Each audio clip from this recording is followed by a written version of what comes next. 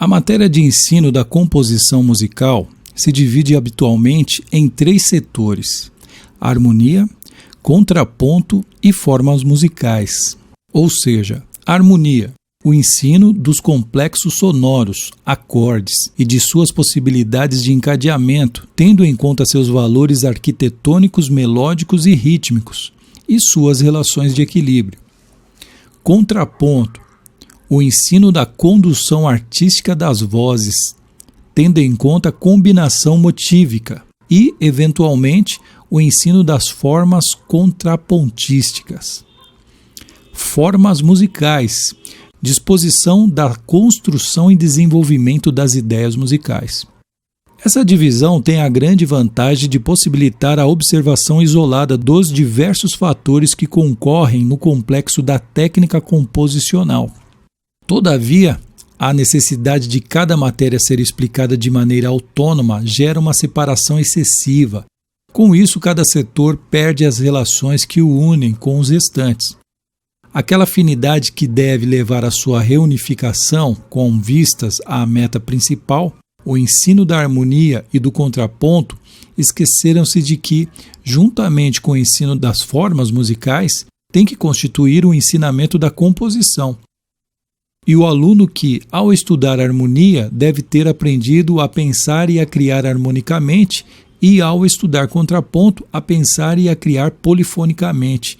Mostra-se desamparado ante a tarefa de unir os conhecimentos adquiridos isoladamente e de utilizá-los conjuntamente para o seu objetivo final.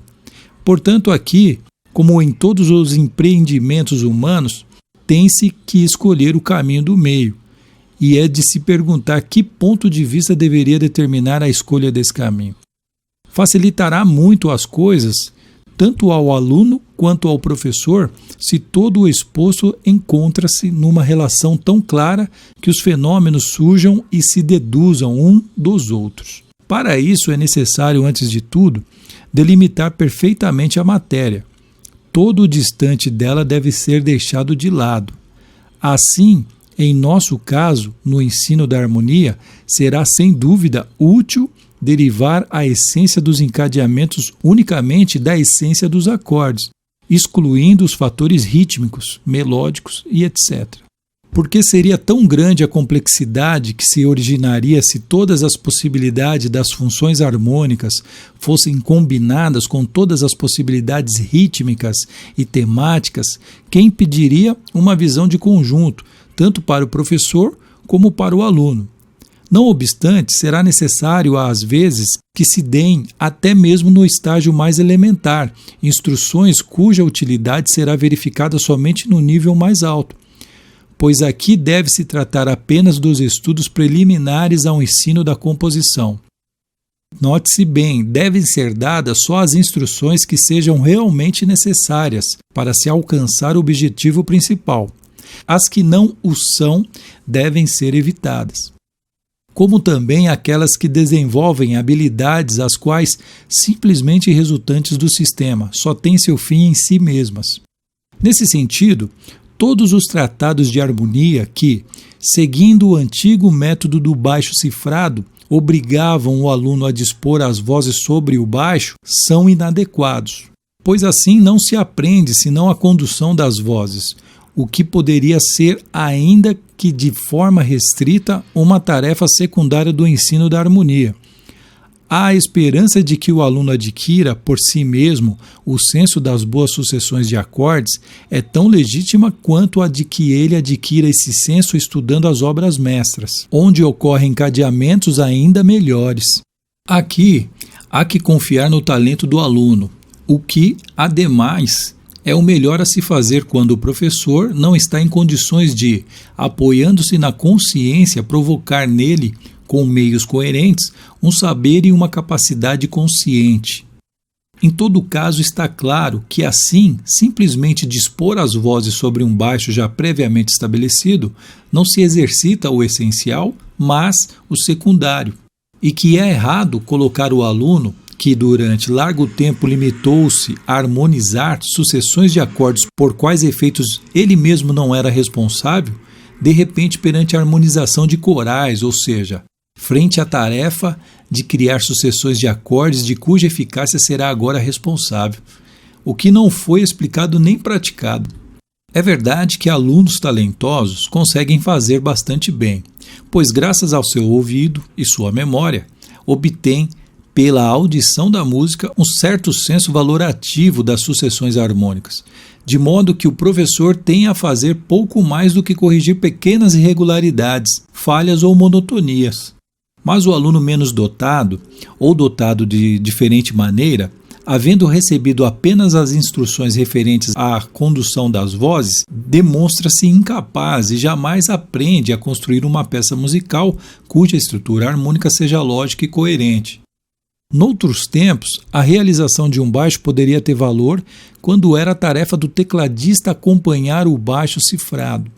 Porém, ensinar isso hoje, quando já nenhum músico disso necessita, significa perda de tempo. É inútil e impede que o aluno se ocupe de coisas mais importantes e, sobretudo, descuida de torná-lo independente. Para alcançar o objetivo principal do ensino da harmonia, unir os acordes em sucessões, tendo em conta suas particularidades, de maneira que tais sucessões sejam eficazes, não é preciso estudar tanto a arte de conduzir as vozes.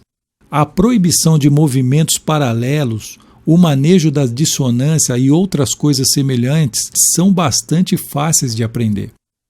Ademais, o contraponto e o ensino das formas musicais ocupam-se muito mais adequadamente da instrução relativa à condução das vozes, trabalho impensável sem o tratamento temático. Para o encadeamento dos acordes não é preciso muito mais do que evitar os movimentos não melódicos, ao passo que a preocupação excessiva em melodizar deturpa o gosto e origina ideias falsas acerca da composição musical. Portanto, prefiro o antigo método, que mandava o próprio aluno determinar desde o princípio as sucessões de acordes.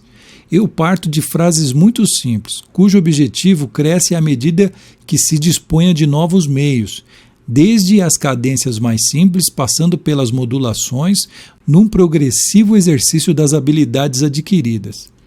A vantagem desse método é que o aluno, em certo sentido, compõe desde o primeiro momento. As frases que delineia, guiado pelas instruções que recebe, podem construir a base do desenvolvimento do seu senso formal da harmonia.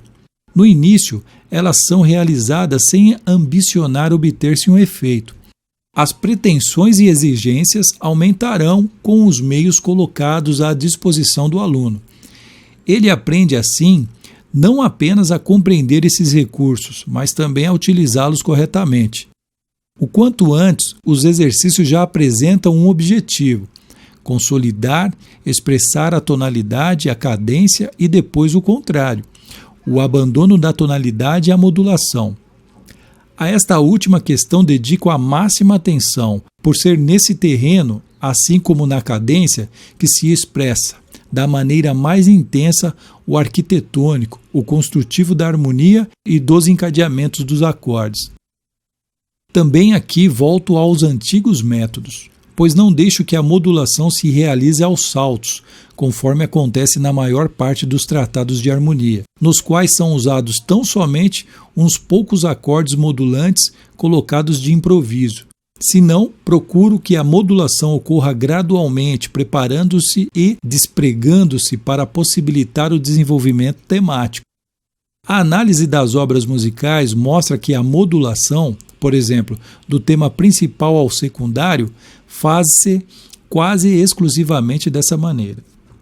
E como a tarefa do professor só pode ser transmitir ao aluno a técnica dos mestres e estimulá-lo, no possível, à criação pessoal, torna-se evidente que qualquer outro procedimento, por exemplo, um método puramente teórico, é inadequado. Não vamos discutir aqui a questão de saber se as modulações bruscas, como recomenda Richter, poderiam vir a formar a base para o desenvolvimento do temático. Isso é algo no mínimo duvidoso. Contudo, o que parece provável é que tais meios recomendados como únicos para essas modulações rápidas o acorde de sétima da dominante ou o acorde de sétima diminuta mostram-se demasiado primitivos e pobres artisticamente, e que num período onde se nota uma mudança harmônica intensa, são exigidos recursos modulatórios mais ricos e elaborados. Por outro lado, tentei mostrar dentro do possível muitos outros meios de modular e suas possibilidades de combinação, ou pelo menos dar algumas indicações a respeito. Também nos exercícios de modulação, o objetivo mostra-se inicialmente apenas na solução mais rápida e simples da tarefa, mas há que se ampliar a finalidade à medida que novos meios vão sendo dominados.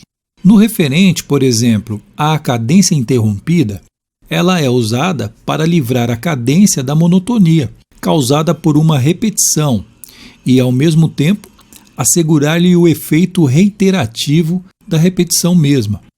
Assim, o aluno aprende, desde o início, a obter um maior efeito com os meios que tem à mão, a utilizá-los ao máximo e a não usar mais recursos do que os estritamente necessários.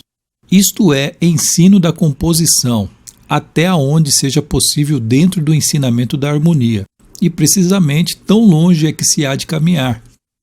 Prescindi nesse livro de realizar análises harmônicas, considerando-as supérfluas. Se o aluno estivesse capacitado para tomar dos exemplos existentes tudo o que necessita para compor, então não seria preciso ensinar-lhe harmonia. E realmente é possível aprender tudo por esse procedimento.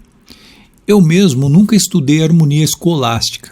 Eu sou, portanto, um exemplo entre tantos outros dessa possibilidade. Não obstante, a maior parte dos alunos precisa do ensino. E se esse ensino é necessário, então deve-se dizer todo o possível. As análises harmônicas, porém, mais do que uma vantagem para o aluno, são uma maneira de o autor pôr à prova a exatidão de sua teoria. Não nego a utilidade que tem para o aluno trilhar os caminhos da harmonia nas obras mestras, mas desde que, de uma maneira correta, a saber, examinando a construção harmônica de uma obra inteira e as relações de equilíbrio entre os acordes e sucessões harmônicas. E isso não é possível realizar-se no âmbito de um tratado de harmonia. Tudo o mais é relativamente inútil. Essas análises, nas quais habitualmente se mostra através das quais tonalidades se modula um tema ou, o que seria melhor, quantos acordes aparentemente estranhos ocorrem no interior de uma ideia musical sem que se abandone a tonalidade básica, tudo isso não é necessário expor. Pois, se dão ao aluno os meios para ele mesmo agir, ele compreenderá muito melhor a construção harmônica de uma obra do que mediante análises dadas a priori. Todavia, as relações de equilíbrio dos motivos com a harmonia, o desenvolvimento rítmico, numa palavra, tudo que é propriamente composicional não pertence, se é que pode ser explicado em qualquer outra circunstância, ao ensino da harmonia. Eis aqui como aparece novamente o secundário. E não posso compreender como seja possível ao aluno conscientizar-se do essencial se o secundário é sempre apresentado como se fosse o mais importante. Em geral, não pretendo polemizar com métodos e teorias de certos autores, limitando-me a explicar a maneira da forma que considero correta. Porém, onde inicio uma exposição que me parece nova, vejo-me obrigado a rebater aquelas antigas exposições ainda usuais. Pela mesma razão, não me sinto obrigado a assinalar quais ideias deste livro considero novas. Como músico que não aprendeu através de leituras aquilo que apresenta, podendo, isto sim, considerá-lo resultado da reflexão baseada em sua experiência do ensino e na composição, sinto-me no direito de dispensar-me citar fontes, tal como é costume nos trabalhos científicos. Uma tarefa tão pesada e estéril só pode ser empreendida por quem se interessa mais pela teoria do que pelo aspecto vivo da arte. Prefiro reconhecer que, manifestamente, devo muitas ideias a sistemas que já existem. Quantos e quais são, não é coisa que atualmente eu seja mais capaz de dizê-los, pois, em razão de meu método de trabalho, essa distinção escapou faz tempo ao meu controle. Todavia é necessário dizer que a maus livros e ideias falhas devo o melhor que exponho aqui, pois me obrigaram a meditar sobre o certo. Outras coisas procedem do desenvolvimento natural do sistema expositivo, porém, tudo é contemplação da arte, e como tal, imediato. Creio que algumas das ideias apresentadas podem ter pretensões de novidade, outras, no mínimo, diferem do conhecido até aqui por uma exposição mais precisa, a qual permite perspectivas mais amplas. Entretanto, prefiro renunciar à glória da novidade, se é que pude apresentar alguma, a ter que devorar os tratados de harmonia mais importantes. Gostaria que este livro fosse, até onde isso seja possível, um livro didático e servisse, portanto, a um objetivo prático. Colocar nas mãos do aluno um método seguro de exercitar-se, porém, não por isso abstendo-me de abrir ocasionalmente, através de hipóteses, perspectivas de relações mais complexas, das semelhanças e afinidades entre a criação artística e outras atividades humanas, das relações recíprocas entre o que se dá na natureza, fora de nós, e o sujeito operante ou contemplador. Repito, o que digo a esse respeito não pretende ser tomado como teoria, mas como analogias mais ou menos desenvolvidas, onde o mais importante não é que elas sejam corretas em todos os aspectos, senão que ocasionem um panorama físico ou psicológico mais amplo. É possível que esse livro venha a ser, para o músico comum que ainda hoje não sente prazer em exercitar o pensamento, de compreensão um pouco difícil. É possível também que apenas sirva aos alunos mais adiantados ou para professores. Sentiria muito, pois o desejei, antes de tudo, como utilidade para os mais jovens. Mas não posso mudar nada, e tenho que esperar. Talvez, ao chegar o dia em que o nível do músico médio tenha se elevado tanto que não precise mais de compêndios ou de livros ilustrados, ainda não haja passado a época para os pensamentos que tenham a dizer. Esse foi o tópico O Método de Ensino da Harmonia, extraído do livro Harmonia, de Arnold Schoenberg. Vou continuar no próximo episódio, trazendo um pouco mais dessa preciosa visão que esse autor tem em relação à parte de harmonia e composição. Espero que você esteja comigo, seguindo todos esses capítulos. Isso vai fazer uma diferença muito grande, vai te fazer olhar de uma forma totalmente nova e muito mais sólido. Que você possa compartilhar nas suas redes sociais. Se você ainda não é inscrito no canal, se inscreva no canal, venha ser um estudante com a gente. E vou ficando por aqui. Um forte abraço para todos. Deus abençoe sua vida, Deus abençoe sua família, Deus abençoe o nosso Brasil.